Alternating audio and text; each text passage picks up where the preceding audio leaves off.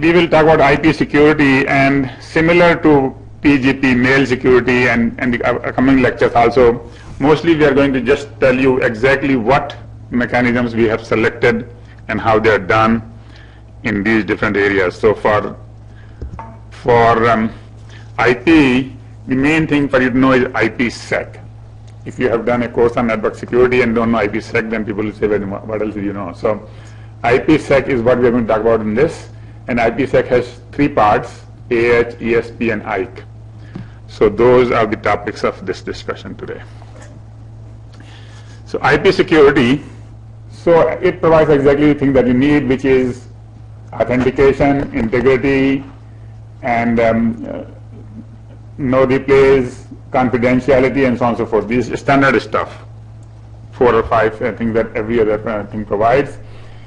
The advantage of IP security as opposed to the transport layer security that we talked about, TLS, is that TLS applies only to the protocol or the transport that it applies, like TCP. Whereas the IP security will apply to everything, TCP, UDP, SCTP, whatever you have. And the applications don't have to worry about it because all the applications are designed to run on one of those transports, and even if they don't know security, if it goes to IPSec, they get the security. So security at layer 3. So it applies to all transports, can be implemented in the firewall and routers. So that's what it is done actually, mostly used for. IPSec is not something that you do in your host generally, you can do it, but it is done at the firewall. So if you have 2 firewalls connecting 2 campuses, they can use IPSec, so nobody else in between can see your traffic. So for example, here we have this campus and the medical campus. I'm sure they have IPSec line going between the 2. And the transparent applications can be transparent to end users, can provide security for individual users, and so it is used for VPNs, branch offices, remote users, and extranets. So you already know branch offices, which we talked about, like 2 campuses. VPN is virtual private network, which is basically again a link between 2 sites, which in some cases this site could be just one person on one place. For example, from my home or from your home, you can do a VPN. So that covers the case of remote users. And when you are doing that VPN, you are using IPSec. Okay? So you are using IPSec almost every day. And extranet. Extranet is actually, so there are 3 nets: internet, intranet, and then extranet. Extranet is a network which is not intranet and is not internet, which is the network with some partners. So for example, WashU might, I don't know whether it has, but might partner with SLU, and they might share some secret data between SLU and WashU. Right? In that case, it would be extranet, where there is some trust but not complete trust. All right. So that finishes basically what are the features that it provides, and this picture shows the same thing again. Basically, is that you could have a firewall here and a firewall there, and these 2 firewalls could talk through the internet. How? Because they have IPSec header. So with the IPSec header, this thing is totally encrypted, the payload is encrypted, and IPSec header will allow the other side to decrypt that. So all the information for decryption is in the header here, and on the top of that we put a regular IP header. So the routers in the public internet don't need to worry about that, they just see the standard IP header. Alright, it comes here, this device will decrypt this thing and it will get back the original packet, and other people in the company can use it. And similar thing applies to a remote user, like if you're connected from home, you will do this job of this firewall here, and your computer will read the IPSec header and decrypt it. So there are 3 parts, as I said, and the first part is IKE. And IKE is Internet Key Exchange.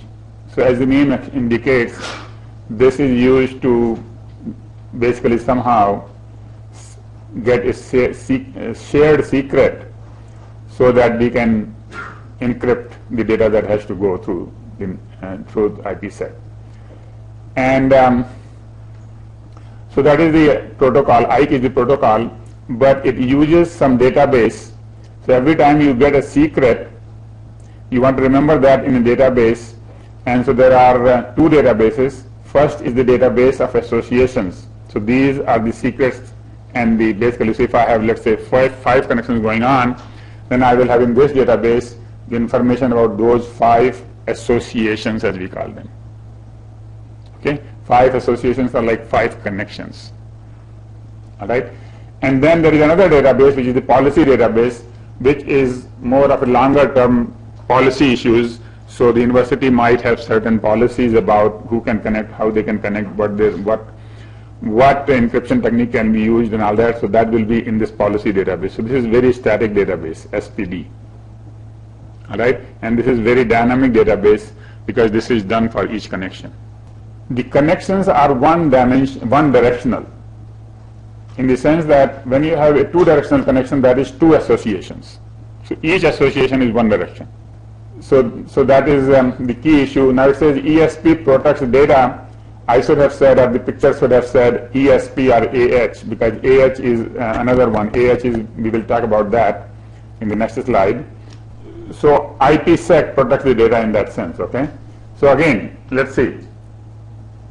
The key components are IKE, AH or ESP. Those are the 3 protocols. Then there are 2 databases, 5 things. So security associations. We have already talked most of it, but let me just go through one more time.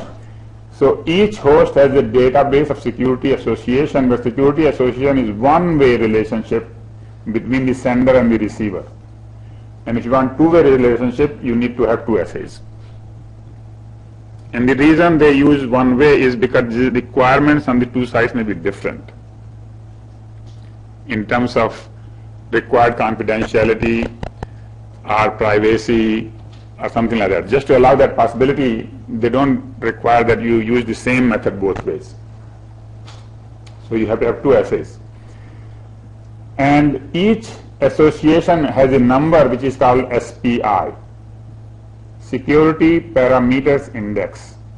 So that is just a number. So when you talk to somebody, you say, well, this is SPI number 1, that is SPI number 2, that is SPI number 3. Just a number, right? And for each security association, you will have the destination address, obviously, and the protocol identifier. You can either talk to them AH or ESP, and I haven't talked about it, AH and ESP, so that will come up later on, but those are the 2 options you have. And so the database will contain SPI, the sequence number counter. So each association has a number of packets going through, and each packet has a sequence number. So that counter goes here, and the counter overflow flag, and every time you have any counter, you have to decide what to do when the counter overflows. And this is not this in this situation. Any networking situation, if you have 8-bit counter or 32-bit counter or 64-bit counter, they are going to go and overflow at some point, right? So there are 2 decisions. 2 decisions we made. One is, do you want to get stuck at the top, or you want to roll over to 0 again, right? And obviously, in this case, it doesn't help to get stuck over at the top. There are situations in which it helps to get stuck at the top. But in this case, basically, you roll over, but you remember that I rolled over so that, when packet come, whether they're packet number 5 or packet number 5 million, you know that they're in the same window. Right? So there is a tag here. There is a flag here. This is the counter overflow flag. Anti-replay window. And that is exactly what I said, is there is a window over which I will accept the packet. Any packets which are outside the window will not be accepted. AH and ESP information, lifetime of the SA, and mode, whether it's transport or tunnel or wildcards. We haven't talked about these modes, which we'll talk about in the next slide. And AH and ESP we haven't talked about. And path MTU. And finally, MTU is the maximum transmission unit, how much biggest packet the routers will take. So those are the information kept in the database. In the database, we keep the index number, we keep the counter, we keep the destination address, and the protocol, and so on and so forth. So that is what we keep in the SAD. It was called SAD here, Security Association Database.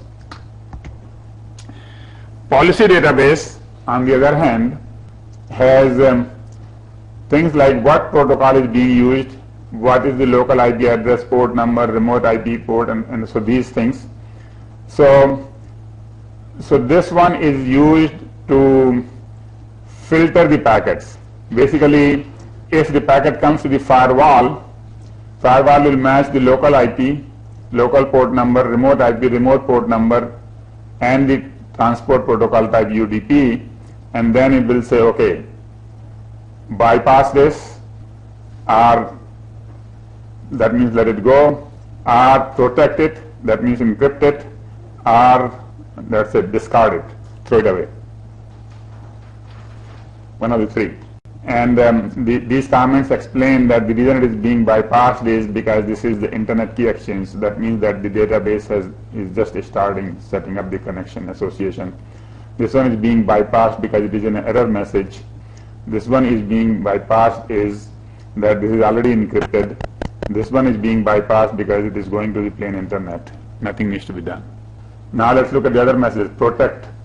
This one says this has to be protected by ESP in the transport mode, and this one says this has to be protected in both of these are transport modes. So the other alternatives could have been AH tunnel mode, or AH transport mode, or ESP tunnel mode. So there are two modes and two protocols, so there are 4 combinations. So those should be put here. Anyway, so this is the basically what you would call the filtering database then. And this is used to just filter the headers. Based upon the headers, you can filter the packets and take the action. And this diagram basically shows the same thing all over again. You look at the filtering database and see what needs to be done, discarded, protected, or bypassed. If it is to be protected, then you see whether what kind of protection does it need, AH or ESP, and transport or tunnel. And then if it is not in the database, then start a new connection. Start internet key exchange means start a new association. If it needs to be bypassed, then forward the packet. Discard means throw the packet and go on to the next one. At the receiving, the similar thing is done. You look at the database. If it is in the database, then deliver the packet. If it is not, then you see if if it is a plain packet, then obviously you see whether it is bypassed. If it is an IPSec packet, whether it is in the database or not. If it is not in the database, then at the receiver you just throw it away. If it is in the database, then you process the header and then deliver. All right, so let's talk about transport and tunnels. You probably already know what is a tunnel, but just for the reviewing purposes, a tunnel is needed to be dug when you want to bypass a region where this language that you speak is not spoken, or the thing that you want to do is not done. And then what you do is you dig a tunnel and get out at the other side where you can speak your language. So for example, if you had IP speaking world here and IP speaking world there, but in between nobody speaks IP, then you will dig a tunnel through that piece. Another example is you want to send a letter from here to let's take a European country,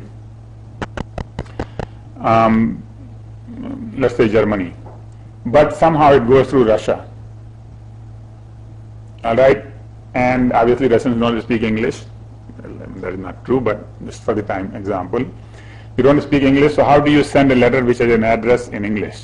What you do is you take the packet arrives at the Russian border. Over there some American agent takes the packet, or just before the Russian border, the American agent takes the packet, puts into another envelope and writes the Russian address of the exit port. So the packet goes through Russia in Russian. At the other side, another agent throws away the envelope and the packet continues in English. Same thing we do here.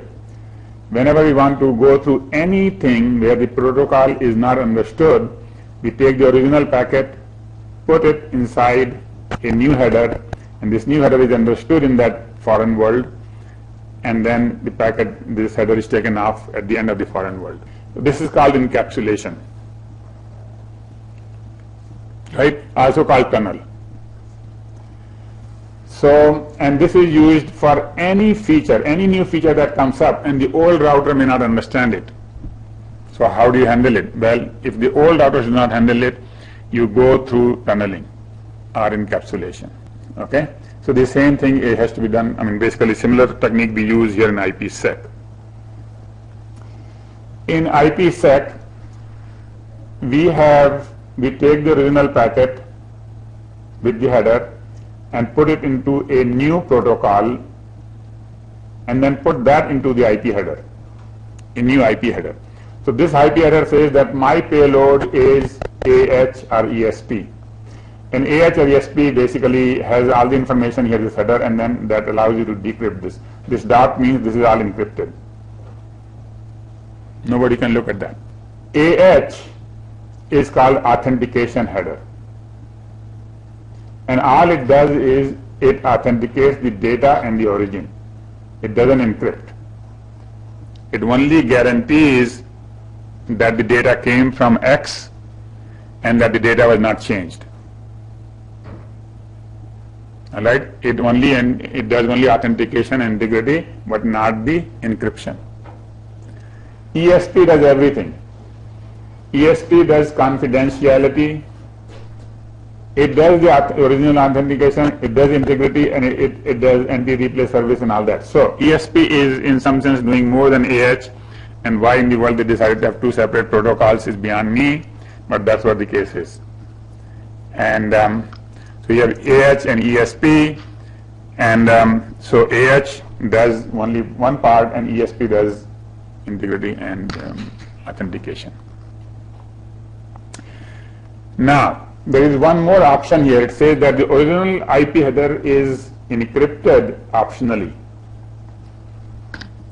So in some cases you may not want to send the original IP header. You can just throw it away before sending, and then the receiver can reconstruct that from the outer header. Okay? And I will show you those situations. So that makes for two modes, tunnel or transport. The difference between two modes is whether the original header is there or not inside. Okay? So let's see that. Basically there are two situations. One situation is where the one user wants to talk to the other user end-to-end security. Alright? In this case, the original header will be put inside and sent through these routers to the other side, and that would be called transport. On the other hand, these users may not do anything, but there are routers on the way that can encrypt the packet for you, and this can decrypt the packet for you, and so that would be the tunnel mode. I may have said something slightly different. So in the transport mode, the original header is not there. In the tunnel mode, the original header is there. Okay? In the tunnel mode, original header is there. In the transport mode, original header is not there. Okay? Is that clear? So this is the original packet, IP header, and the rest of the packet. In the transport mode, IP header goes here, rest of the packet goes there, and then IPSec goes in between. But the original header is not duplicated here. In the tunnel mode, your packet remains as it is, and then the IPSec sends it to the gateway, to the other gateway. So this will have gateway to gateway address, and then this will have A to B address, end-to-end address. Right? So this is the tunnel, because the tunnel is being, this is like a VPN between the routers, and this is end-to-end. Okay, so the router doesn't do that, right? See, in the tunnel, a router only does the tunnel mode, right? In the tunnel mode, the original IP header is preserved inside, right? In the end-to-end mode, it is going from A to B. The routers don't need to know. It's just that is already in the outer header that it is going from A to B. Understood? Make sense? Yeah. So in the transport mode, I just sometimes do get confused between the tunnel and the transport, because now it is easy to remember. Transport is end to end, and tunnel is gateway to gateway basically. And so this is like VPN mode, and this is end to end mode, transport mode. All right. In the end-to-end mode, we already know the end, so we don't have to preserve it. It is already in the outer header. In this case, because the packet is going only from gateway to gateway, and then it will be decrypted, so we need to preserve the original one. So this is really total. The header is kept. All right. So now we know two modes. Now the difference. Now let's see the header. The difference between the authentication and the in ESP. So authentication header protocol. This is the header. The first field is next header. So it tells you what is the payload type, here. Next header simply is the payload type. And then the length. What is the length of the payload, which is not shown in this picture. This 16 bits are reserved. Then SPI, so what index it is. And then the sequence number of the packet. And then the authentication data, which could be variable number. And so that's all there is. Now this is total 32 bits, 1, 2, 3, plus whatever number here, 32-bit words are used. Now the next header value could be 6, in which case it is TCP. Next header value could be 17, in which case it is UDP. It could be 4 for IP and 51 for another AH. All right. So these next header values are standard and not just for AH. Those are standard. Even if, let's say, you have an IP packet, if the payload is TCP, it will say 6. In the IP packet protocol, there is something called payload type that will be 6. UDP will say 17. So in this case, the IP packet, the outer header will say payload type is what? Anybody can think? If it is an AH packet, the outer header will have the payload type of, this is an AH packet, so the outer header will have a payload type, right? And that will be 51. Right? So the IP header will tell that we don't have a TCP here yet. What we have is the next field is AH. So handle AH. Inside the AH packet, the payload type will be whatever it is, TCP. Let's say it is TCP, then we'll say TCP. If it is not TCP, it could say ESP. I mean, you could encrypt inside encrypt. You could do whatever you want, right? So for every header, there is a payload type, and that tells what to do with that payload, right? So here AH type 51. Okay, now next interesting thing to notice is next header. They don't call it payload type. They call it next header. Has anybody heard that word before, next header? In IPv6, they have many headers. They don't have just one header. Even for IP itself, they have many headers. And each header has the next thing as a payload type, and they call it next header. All right? So the people who designed this AH, you can see their background. They're coming from the IPv6 world. Or this is coming from the time when IPv6 was really, people were looking forward to it. So they call it next header, and otherwise it would have been called payload type. Actually, originally they said that we are designing security only for IPv6. Let IPv4 turn over, and then come to IPv6. But IPv4 didn't turn over. They just said, okay, we'll just call it, we'll just use it as it is. So IPv4 uses this AH as it is. So there is no reason to go to IPv6 just for this. All right, so let's see. So the payload length is, now here is another kink, is the length of AH in 32-bit words minus 2 for IPv4, length of the AH in 64-bit words minus 1 for IPv6. This is really crazy. But this is throughout the IP world that there is no unit of length. Every protocol defines how they will count. They could have just taken bytes everywhere, but no, somebody counts in bytes. Some protocols count in 2 bytes, some protocol count in 4 bytes, some protocol counts in 8 bytes. So you have to remember when you see a length field as to what unit it is. All right, now here they have 2 different units for the same protocol depending upon whether it is IPv6 or IPv4. IPv4 counts in 32 bits, IPv6 counts in 64-bit, and therefore whichever religion you belong to, you count accordingly. But you have to subtract 2 for IPv4 and 1 for IPv6, and I can't guess why. But anyway, you see the length field and then you adjust the length accordingly to find how many bytes to expect. SPI is the index that we said about, and then it is authentication data.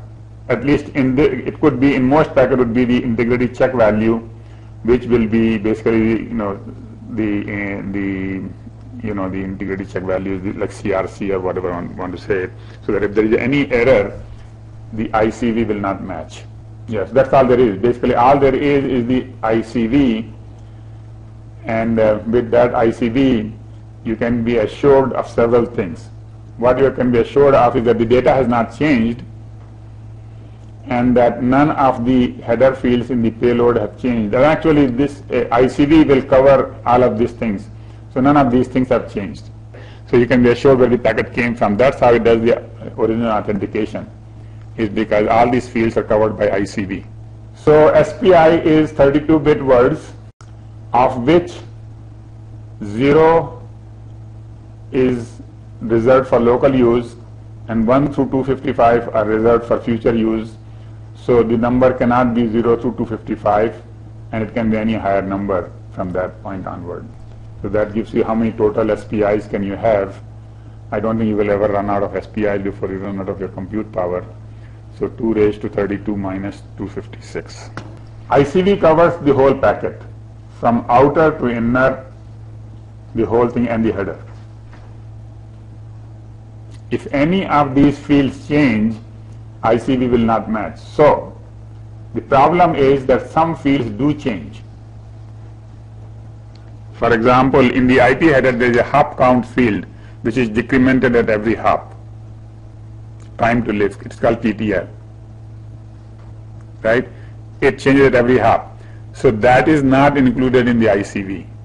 Okay, you zero out that field before you do the ICV. And in fact, every field in the IP header is divided into 3 types. Immutable, that means it will not change. For example, the destination address should not change, the source address should not change, and packet lengths probably should not change. Well, packet length probably will change, but so there are many fields that will not change. Okay, those are called immutable. Then the other side is mutable, the one that can change. Now, out of those, we divide into 2 categories. Predictable means we can tell you what the field value will be at the end. Are not predictable, right? So the predictable is the value intended are predictable that can be predicted at the arrival. So source address is immutable, destination address with source routing is mutable but predictable. So what is source routing? With source routing, you can put a number of intermediate destinations in the packet. So you can say from here you want to go to Germany, I want to go from here to New York, from New York to some other airport, from there to there to there to there. So you put all these addresses in the source route, in the packet. Alright, so the packet has, let's say, 5 destinations, and there is a pointer which says, okay, now we reach the 4th destination, the next is 5th destination. Right? So when we reach the final destination, we know if the packet reaches Frankfurt, it will be pointing to the 5th address, and so that is the final pointer. The pointer value would be 5 at that point, even though it is 1 at this point. Right? So that is predictable, mutable but predictable. Alright, so you divide the into 3 categories: immutable, predictable, or unpredictable. Unpredictable is the one that you will not include. So the AH header, so basically these unpredictable values are set to 0. So the AS header, the next header, payload length, reserved SPI sequence number, and authentication data is set to 0, and explicit padding by any. Everything is covered here, except that when you compute ICV, at that time you put the ICV value to 0, and compute the ICV and put it in there, and then at the other end you basically, normally things are arranged so that you can just leave it as it is and the ICV will come out to 0. So the upper layer protocols, data which is assumed to be immutable in transit, so all that is covered, right?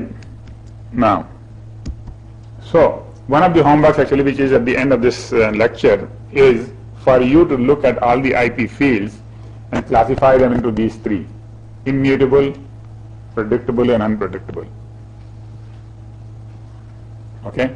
So it's important that you understand the three things as to what this means. Is it clear what is immutable means and what predictable and unpredictable means? Alright, so now we are in AH version 3. Version 2 came out in 2005. Sorry, version 2 came out in 1998, version 3 came out in 2005, and version 1 came out in 1995. And so version 3 has made these changes. First of all, SPI is now has a uniform algorithm for unicast and multicast. So regardless of what kind of packet it is, SPIs can be handled correctly for both. For unicast, you can just use the SPI to find the association. In the case of multicast, SPI and the protocol can be used to find the association. And then obviously we'll add the destination address, source address, and so on and so forth. Anyway, I don't know what uniform means, but basically they clarified exactly how to handle these SPIs. Extended 64-bit sequence numbers for high-speed communications. So the sequence number as shown here in this previous slide was 32-bit. Now they allow you 64-bit, and I'm sure there is a bit in the header someplace that says that they're using 64 or 32. Anyway, and then separate RFC for mandatory algorithms.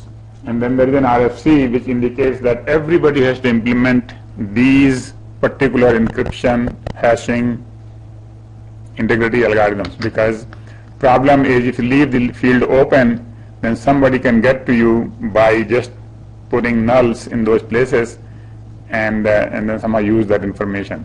So minimum required is that, so there are some minimum required algorithms which everybody has to implement, and people can implement the stronger ones, but they may have to accept at least these minimum ones if they want to. Alright, so much about AH, just actually 3 slides. So the AH only does is ICV, and ICV, integrity check value, covers the whole packet except for those fields which are going to be changed and but cannot be predicted. For example, a good example is time to live. Time to live, we cannot predict what the value would be at the destination.